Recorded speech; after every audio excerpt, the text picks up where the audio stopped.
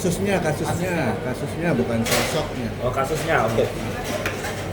Ya jadi gini ya, intinya gini, kalau dalam hukum itu pasti minimal ada 2 alat bukti, ada 2 saksi. Nah, kenapa Nikita itu ditahan?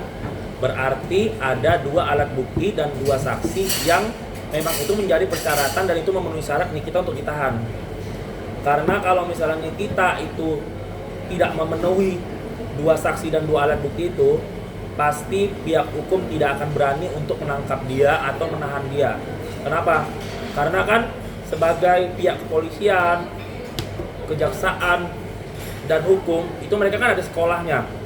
Itu mereka itu ada pendidikannya. Mereka nggak akan mau menjatuhkan harga diri mereka dan nggak akan mau membodoh-bodohin diri mereka. Karena dalam kepolisian itu 15 kali saya urusan hukum, itu kalau misalnya polisi asal tahan, mereka itu bisa dimutasi.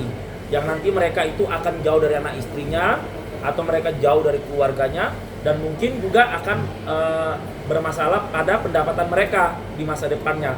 Jadi pihak kepolisian tidak akan mengambil resiko-resiko itu untuk merusak masa depan anak istrinya dan keluarganya.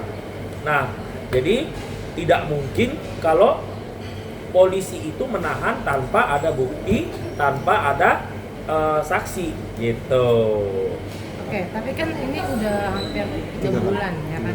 Iya, hampir 3 kali masa penahanan gitu. Oke, Dan katanya perpanjangan dan katanya akhir ini tadi juga kita berupdate Kejati sampai 20 hari ke tanggal 20-an itu kalau memang berkasnya itu belum selesai dan masa penahanan ini harus sudah selesai di 2 Juni itu bisa dikatakan bebas hukum.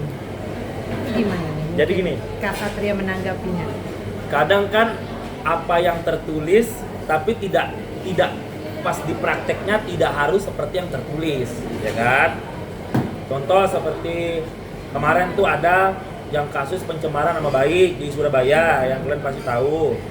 Nah, itu kan setahu saya itu tidak bisa ditahan dari pengalaman saya kena kasus hukum, tidak bisa ditahan terhadap kasus pencemaran nama baik karena itu di bawah ancaman hukumannya di bawah 4 tahun. Dan saya pernah dikasih tahu oleh pihak kepolisian, apabila kita menjelek-jelekan sesuatu hal tanpa harus pajang foto orang tersebut, tanpa harus hashtag akunnya, itu orangnya kan tidak bisa dikenai pasal pencemaran nama baik. Tapi kan kembali lagi, kadang apa yang diasumsikan seseorang, apa yang dituliskan di tulisan itu tidak sesuai dengan aplikasi dan kenyataannya gitu. Jadi ternyata bisa juga ditahan gitu. Nah, jadi kalaupun mbak-mbak, mas-mas atau netizen bilang, ya Nikita kan begini, nanti kalau misalnya lewat tahanan, ya dia harus lepas, dia harus bebas. Tapi nggak segampang itu kan hanya asumsi pribadi. Kenyataannya Nikita tetap ditahan. Dan ini dari beberapa orang yang bocorin ke saya, ini pasti sampai pengadilan. Karena buktinya kuat.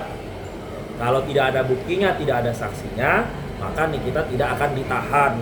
Walaupun saya pro dan mendukung Nikita karena dia itu adalah, ya gimana ya, kalau kita itu kan pasti punya rasa empatik ya. Dia punya anak 3, dia punya cicilan gitu. Jadi saya tetap support Nikita tanpa saya harus menjelek-jelekan lawan yang melaporkan dia gitu. Jadi kalau saya itu tetap support Nikita. Nanti juga waktu dia sidang saya pasti datang dah di situ. Kak, apa sih? Ya. Kak, Cuman gimana? ada cerita-cerita nggak sih yang bikin akhirnya ini berlarut-larut gitu sampai 3 kali penambahan masa penahanan? Kalau menurut saya buktinya, jadi gini. Dari kan ada kita 2 sendiri ada cerita nggak? Ya, karena ada 2 alat bukti, 2 saksi yang bisa menahan Nikita tadinya. Nah ternyata si pelapor itu mungkin kurang puas kalau hanya 2 alat bukti, hanya 2 saksi. Jadi dia itu mengumpulkan bukti dan saksi sebanyak-banyaknya karena dia pingin Nikita itu diberatkan hukumannya begitu. Karena seperti kita tahu ancamannya 20 tahun ya. Nah, kasihannya lihat Nikita sejelek-jeleknya, seminim-minimnya itu setengahnya aja 10 tahun. Seperempatnya itu 5 tahun gitu. Jadi ya Nikita harus menjalani itu kalau nanti terbukti pada saat hakim tuh ketok palu gitu. Karena yang bisa membela diri Nikita ya Nikita sendiri gitu. Untuk meringankan hukumannya nanti ya mungkin dia harus berperilaku sopan, ramah, baik, atau dia bisa mengumpulkan bukti-bukti yang bisa meringankan dia dan saksi-saksinya. Tapi kalau dari kasus yang kita lihat pemerasan, ada pengancaman juga ya, pengancaman sama TPPU itu agak susah. Kalau misalnya ancaman hukumannya cuma 5 bulan, ancaman hukumannya cuma 7 bulan, itu agak susah. Kalau tadi cuma pencemaran nama baik ya 3 bulan bisa keluar, tapi ini itu ada 3 pasal saya baca gitu. Dan circle-circle-nya Nikita dan rekan-rekan artis lainnya itu kan banyak ketemu saya juga, pasti ngasih tahu kan cuap-cuapnya gitu. Jadi memang si pelapor ini kurang puas kalau Nikita tidak dijerat berat gitu, maka dia mengumpulkan sebanyak-banyaknya berkas. Mungkin dia udah ngobrol atau ada meeting di balik layar dengan kepolisian atau pihak kejaksaan bahwa Pak, nanti dulu kita masih ada bukti-bukti dan saksi-saksi yang banyak yang harus dikumpulkan supaya ini hukumannya bisa seperti yang diinginkan pelapor gitu. Tapi nanti ketok palu tetap di pengadilan. Pengen tanya aja kondisi fisik Niki seperti apa, terus mental seperti apa sebelumnya? Ya karena kalau di dalam penjara itu kan nggak kena panas kali dia ya, atau itu kan baru sebulan, jadi masih putih bersih. Cuman kalau kurus, ya kurusnya cewek wajar lah kurusnya.